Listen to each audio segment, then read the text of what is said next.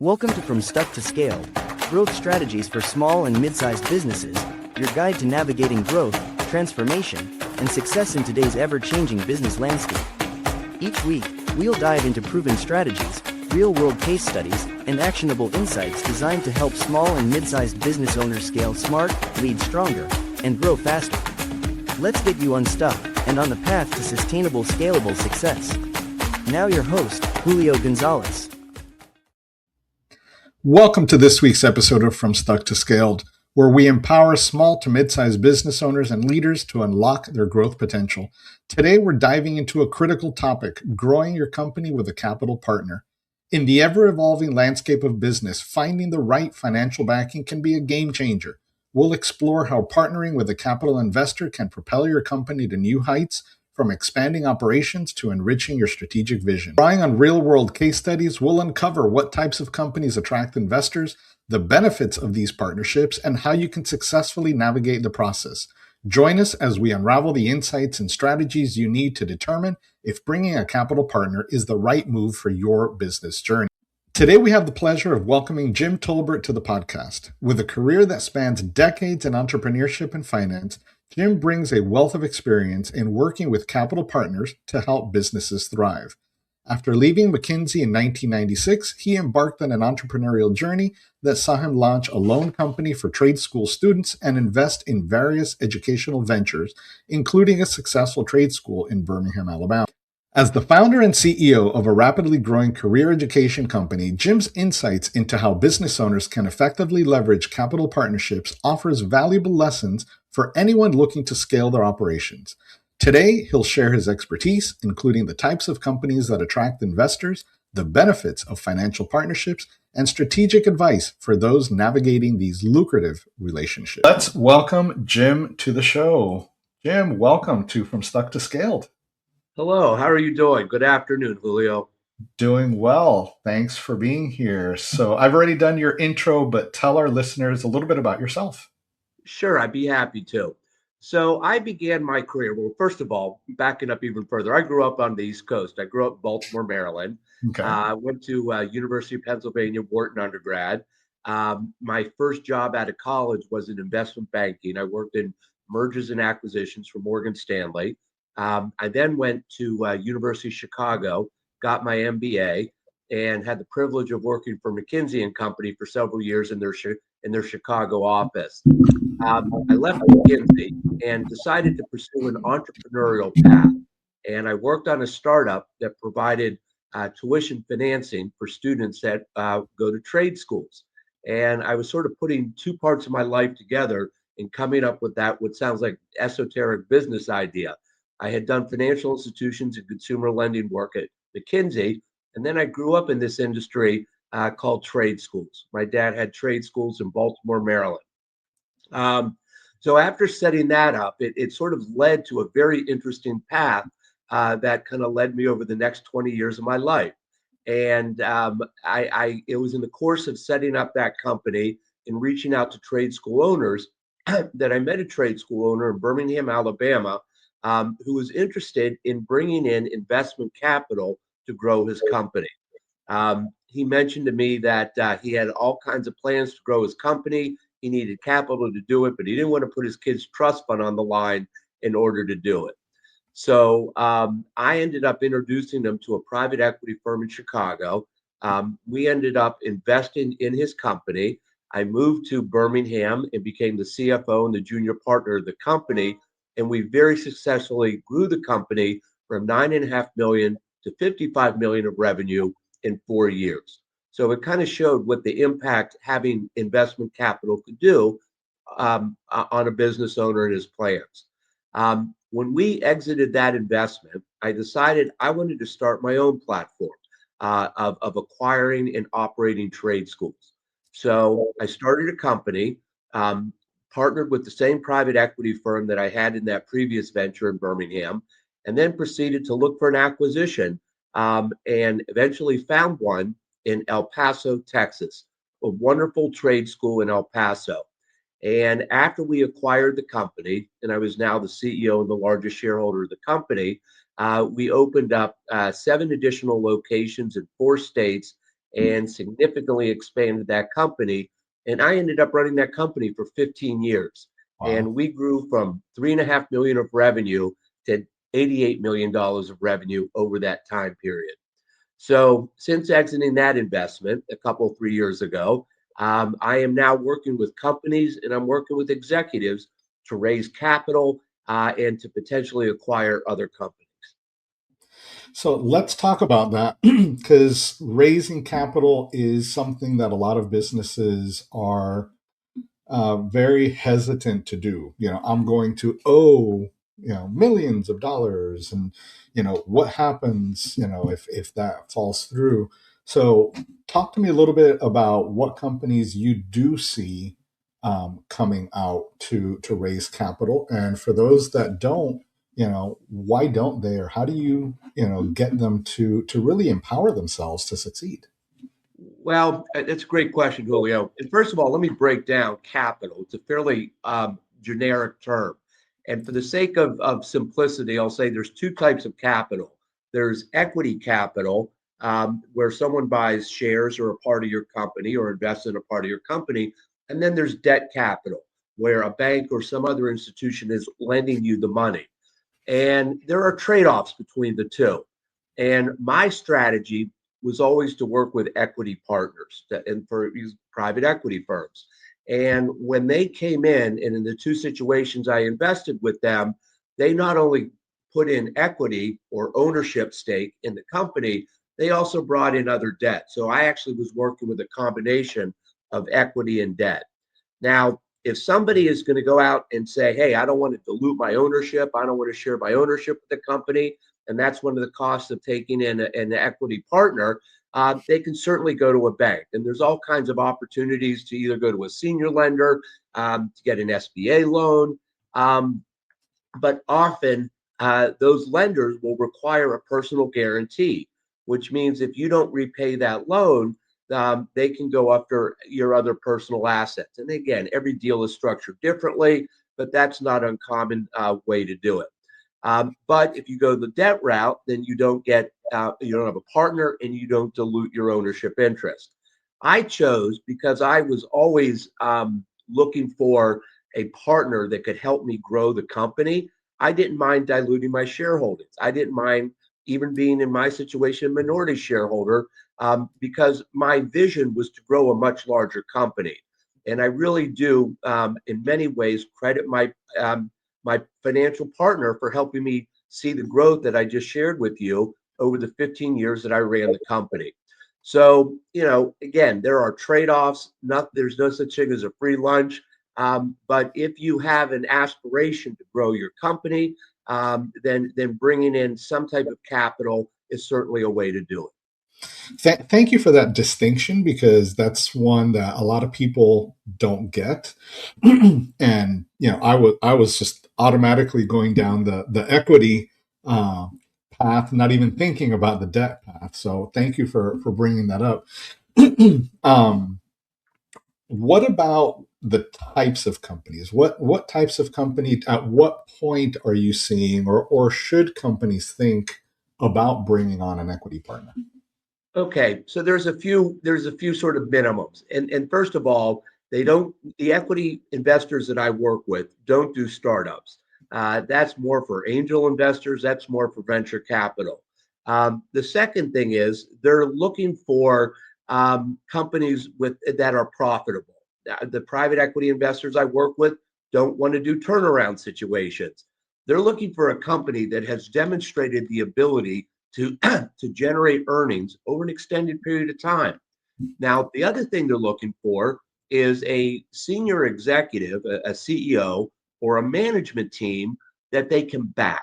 And by back, it means you're going to be the custodians of our investment dollars, and our expectation is you're going to go grow that company. And there's a lot of different ways you could grow that company. It could be through organic growth. When I was growing my platform of trade schools, we opened up in a lot of different markets around Texas and New Mexico, Arkansas, and the surrounding areas. Alternatively, you could use capital to go acquire other companies, and that's known as add-ons. So those are various ways. So, do you have a senior executive team? Have you been profitable? And do you have a track record of managing your business well? Then the second way to answer your question is what kind of industries are these investors looking for? And I would first of all say there's no such thing as long as you've met those criteria, there's no such thing as an industry they wouldn't look at. Every industry that meets those criteria has the potential to bring an investor. But there are certain characteristics, I would say, that are more favorable to the story. One is something called recurring income. What investors really like to see is that there is almost a subscription model or there's a way that they can see just a steady flow of income in revenue, as opposed to what? As opposed to, for example, project-based revenue, like construction companies. It's sometimes could be a feast or famine industry. You get a great contract, man, you're really doing well. The contract ends, you're not doing so well. So that's one thing. The other thing they look for is high margin industries as well. Because typically a equity investor will add debt to the balance sheet of the company, and it's good to know that they have the margin. So it's a higher margin industry is the next thing. They're also going to probably steer away from two other types of industries, one that are fad related. Yeah. Frequently in fashion, for example, in other consumer products, hey, you got a great product and 2 years later, nobody's buying it. It's just out of favor. So they like things that are, sort of Proven. fad related. Yeah. And I think the last thing that I would say in terms of the types of industries is something that does not require a high level of capital expenditure, particularly maintenance capex. Yeah. And I'll give you an example. So logistics companies are right now very popular with investors. However, logistics companies without assets. So if you can show me a company that does logistics but doesn't own the trucks or the warehouses, that's a lot more attractive than one that does own the trucks or the warehouses. What about technology firms? Because they a lot of times have subscription types, but they also have they deal with a lot of annual renewals and things like that. Is that a business that you typically see equity investment in? Yeah, that another good question. So I would say there's two types of ways to answer the question with respect to technology. The recurring revenue, the subscription model, fantastic. So like SaaS platforms, when Mhm. people are doing software as a service and Yeah. you sort of have a book of business and you're growing your book of business, that could be very attractive. But here's another buzzword I'll introduce is technology enabled. And what a lot of private equity firms are saying is, hey, here's this old line business. It's sort of behind in technology. If you could introduce technology to it, that would be fantastic. And there's two companies. I'll go back to my logistics company. There's a lot of logistics companies out there dealing with Excel spreadsheets and dare I say it, pencil and paper. And when you can sort of overlay a higher level of database administration onto that business, that could really have a huge impact on its growth and profitability. And talk to me a little bit more about the business leaders. You mentioned having a leadership team, but a lot of businesses sometimes are still dependent on specific leaders or founders. And I'm trying to be very specific with my words here because I just got off a call. What do you find with those less mature businesses that have a lot of dependence on single individuals? That's a great risk that you bring up. And I wouldn't even say they're necessarily less mature. It's just the way they've grown. So there's a lot of companies, and the owner's been there 30, 40 years, and he's the rainmaker or she's the rainmaker. And if he or she goes away, it could mean the end of that firm. Yeah. So, there's a couple different ways to address that. One is if somebody is looking at bringing an investor or selling their company or what have you, make sure you have a leadership team around you that is very credible and could frankly be there if the owner or founder for whatever reason is not there. The second thing is a lot of private equity firms after they make investments hopefully they know this before rather than after, needs to recruit a senior executive into that company. So that's another scenario that would address that. And I'll say there's a third scenario. And this is kind of where my main book of business or my main business is I work with senior executives that are looking to buy companies. And so they bring the operational experience, they bring the network that an investor can back to do that. So it really depends on what the owner's goal is. And if the owner's goal is, I want to continue to run and operate this company, great. Surround yourself with a good management team. If the owner's interest is, I want to exit this business, then they have to think about that slightly differently. And the one thing I could say that I was absolutely privileged was I led an incredible group of senior executives in my company that were experts in compliance and operations and marketing and enrollment. And collectively, and I always say this, collectively, we grew that company. Let's turn the conversation a little bit on its head. So now I'm the business owner. How do I pick the right equity partner? Sure. And I'm going to preface my response by saying there's a lot of money out there. And I would say that if business owners are listening to this podcast, they probably get inundated on a daily basis by people saying, I want to buy your company, or brokers saying, I want to help sell your company. So they are very familiar with the fact that a lot of people are coming to knock on their door. I think there's several ways that you should judge a potential equity partner. And I'll call it not financial, and then I will also say non-financial reasons. Financial is, what's the deal? What do they value in your company at? What is your shareholder in stake? What's your role in the company after it's done? And there's no right or wrong answer to any of those questions, but have in your mind what it is you're looking for. And that's why, frankly, a good advisor is helpful for those that don't have transactional experience to really understand what the degrees of freedom are in making the decision. But I will also tell you, there is a huge aspect to non-financial reasons for picking a financial partner. Cultural. I mean, that jumps right to the top of the list. Well, how do I know what the culture of a private equity investor is? One, spend time with them. If they are looking seriously at buying your company, they're going to do a lot of due diligence. They're going to really look under the hood and really understand how you operate. And that could be a very intense period.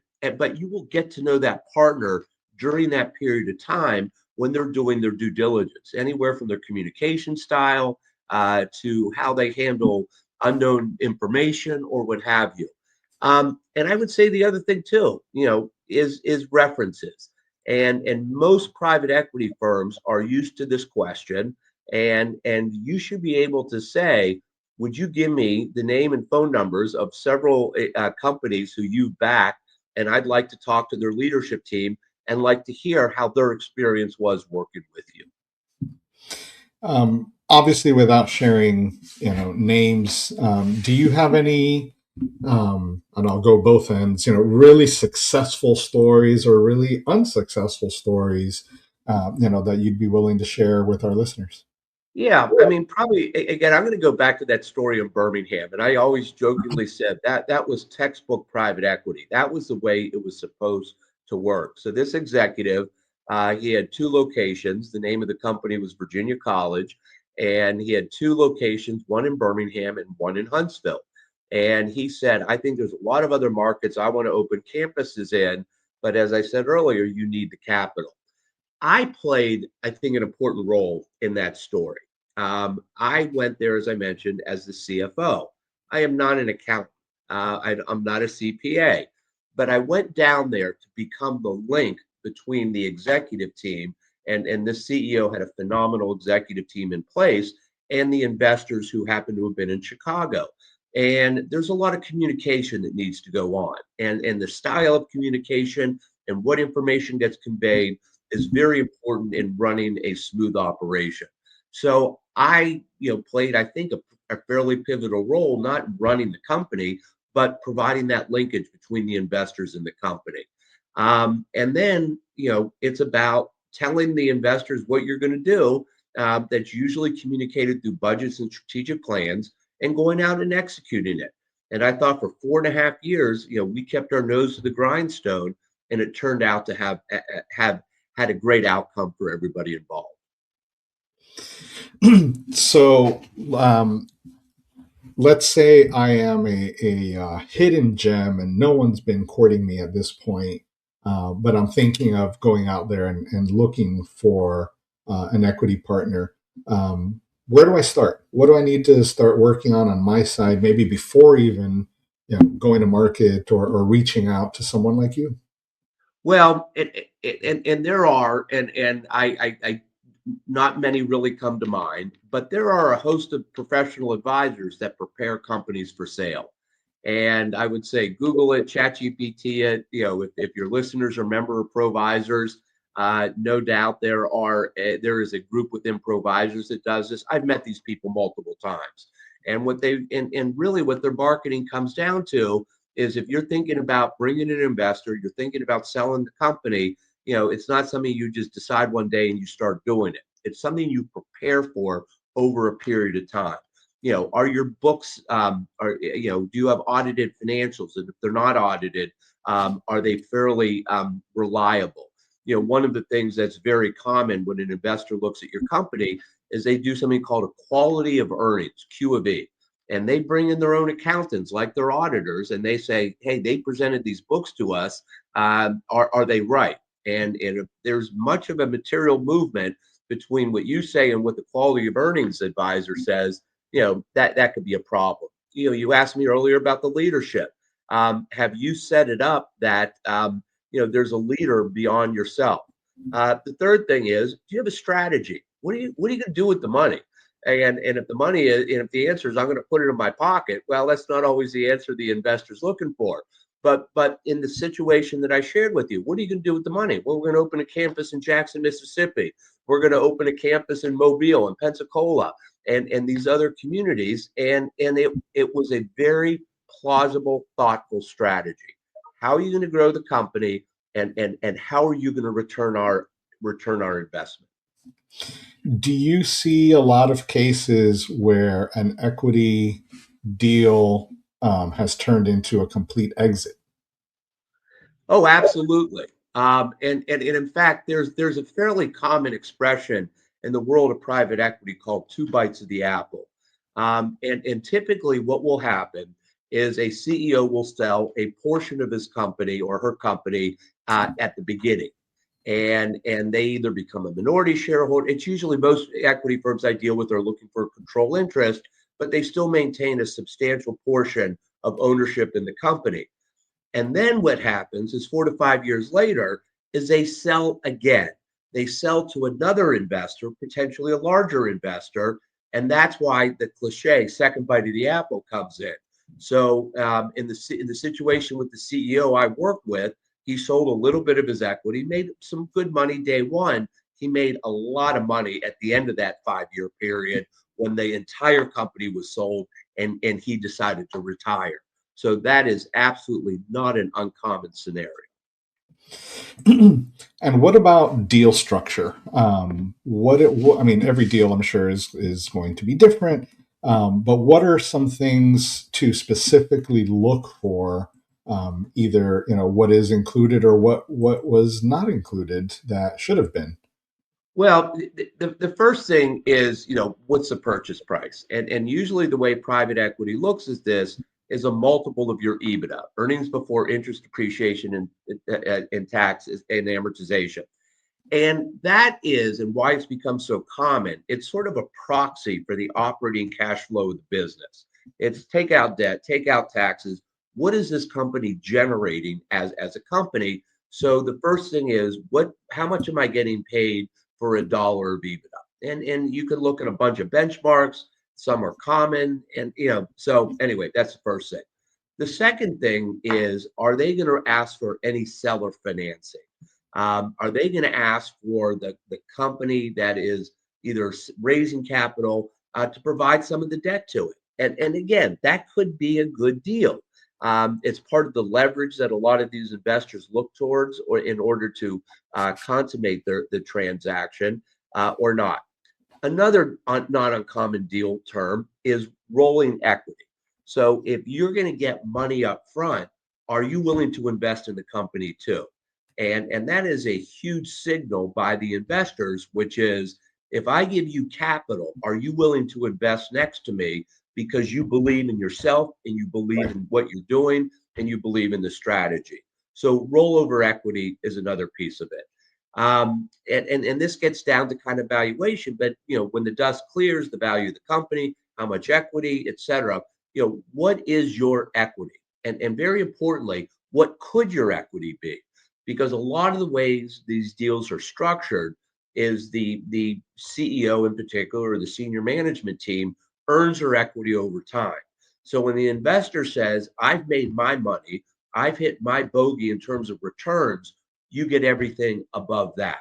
And so that's another important deal structure at part of it as well. And then obviously, what's your title at the end of the day? Do you have a board seat? And what's your salary? Just because you've sold your company doesn't mean you're going to work for free. And what's the salary and bonus structure like for you going forward? I'm going to ask you a bit of an oddball question, and so you can throw it back over the fence. But in these deals, it's also important for that founder to have some sort of financial planning on their side, because they're going to be paying taxes, they're going to be potentially getting a windfall.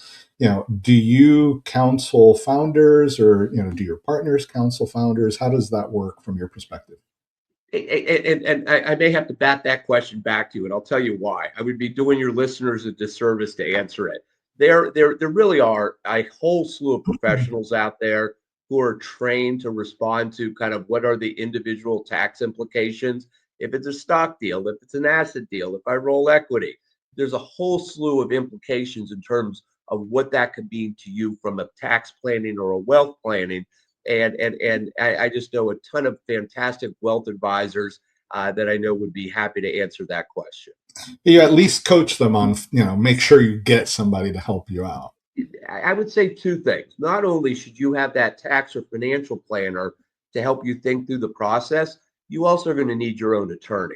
A lot of lawyers are going to be involved with this, and the one thing that you should not expect is that the investors legal counsel is there for you. They're there for the investor. So do make sure you have retained your own legal counsel. Yeah, a lot of founders don't think things through. So I'm just trying to think of every possible aspect of No. it. These are great questions, and it's not. And again, it's not costless. And if the deal goes through and everything turns out great, hey, everyone's thrilled to death. But there's also a scenario where, hey, I spent all this money. The buyer walked away. He found something. They found something they didn't like, and the deal fell through. That's why making sure you're as well positioned as possible, so there are no surprises, is the best way to ensure you're going to get the outcome that you want. So focusing back on your business, business as a company kind of thing. How do you work with either the business owner or the equity partners to make a deal successful? So I have pretty much only worked with the business owners, Okay. and it's either a business owner that has said, "Hey, I'm looking to exit," which is also not an uncommon situation given the demographics of our country, rather. But also, I'm working with executive CEOs who are saying, just like my first partner, I'm looking to grow my company. I want to bring in the right advisor. So I'm working with the company. And the advantage that has, as I mentioned a moment ago, there's a ton of money out there. They call it dry powder. There's a ton of investors looking to find good opportunities, not take advantage, but find good opportunities and pay fair value for those opportunities. And when an owner and myself potentially as an advisor can sort of look towards multiple candidates to provide that capital, that's the best situation you can be in, so that you get the terms that you're looking for. And as I mentioned earlier, it's the right fit. It's the right group of people that you want to work with. So, Jim, you talked a slight bit that an equity partner is going to want to make sure that you're, going to do something worthwhile with that money if it's not an exit, right? So, what can businesses or what should businesses be looking to do with their money? Okay. And the quick answer is grow the company. But there's at least two main ways that a business as senior CEO could grow his company with equity capital. One, and this is what equity capital loves to do, is acquire other companies. And the opportunity and the economic opportunity is something they call multiple arbitrage, which means if I'm earning X, I'm going to get this multiple. But if I have the significantly larger earnings, it in and of itself, that will demand a higher valuation per dollars of earnings. So one of the things that private equity loves to do is do roll-ups, go acquire other companies. And if you have demonstrated you could run your company well, and you could spread that over multiple companies, go buy other companies. The other sort of economic value creation is through economies of scale. That if you have a CFO who's working to manage this size company, that same CFO could potentially manage a much larger company, spreading the costs, hence the economies of scale. But the other thing is organic growth. In our situation, my first partner, and then later when I was executing the strategy as the CEO, said there's so much more value that can be created through greenfields or startups in these various cities. So it used to take us about $1 million of capital to open a campus. We'd lose money for a year expected, and that was another million. But the value we created in years 2 through whatever significantly outweighed what we were going to pay to go buy another company.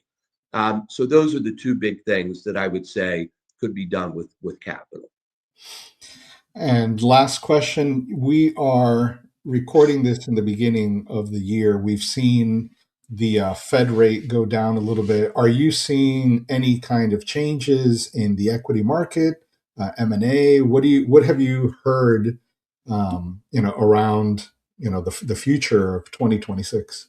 Okay, so unless your name is Warren Buffett, you don't know the answer to your question.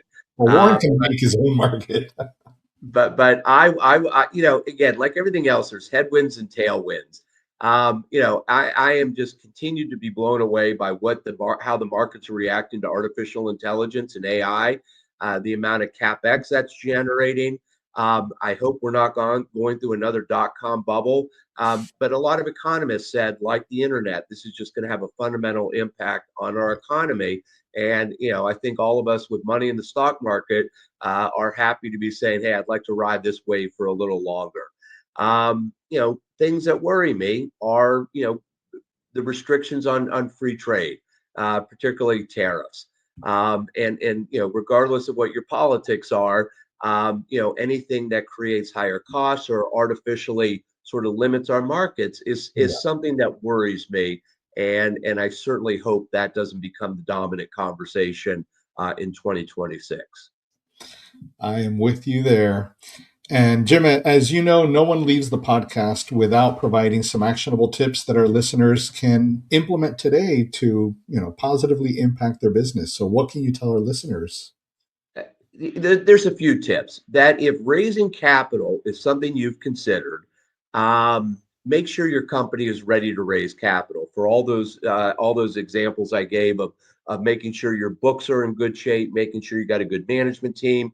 And if you're going to bring in capital, make sure you have a very compelling story about what additional capital is going to do for your company. And if you don't feel qualified to answer that question, myself or any other host of advisors can help you kind of begin thinking through that process. The second thing is, get to understand what the market is. Get to understand, again, probably through advisor, unless you're actively involved in transactions, who are potential capital providers and who specifically would you suggest in terms of who to start a conversation with. And then the last thing is, how close are you to retirement? And that's another very actionable thing. Either you're on the precipice of this and you said this business is my retirement plan, That's one conversation. If you said, I got probably 5 or more years left in me, I want to keep growing that, that's another very different conversation. So at least having that honest conversation with yourself, with what other family members need to be involved in that conversation. Make sure you know what's going to happen to yourself. And if your plan is to exit the business, what does that look like? I love that last one because so many people think, I'm going to get a windfall and then I never have to worry about anything. They didn't have the financial planner. They didn't plan retirement accordingly. So yes, think about that and think hard. I hope you found our discussion with Jim insightful, especially regarding how strategic capital partnerships can empower your business growth. Remember, whether you're considering bringing in a financial partner or navigating the complexities of that relationship, there are valuable lessons to be learned, just like those shared through Jim's experiences. As always, if you're looking for guidance, don't hesitate to reach out to experts like Jim. They can help you assess your options and unlock your business's potential. Until next time, keep pushing forward. Your journey from stuck to scaled is just beginning. Thank you, Jim, for coming on the show. It was my pleasure. Thank you for having me. Take care. You've been listening to From Stuck to Scaled, Growth Strategies for Small and Mid-Sized Businesses, produced by Optocution LLC. For more information, tools, and resources, check out our website www.redefinepossible.co/podcast.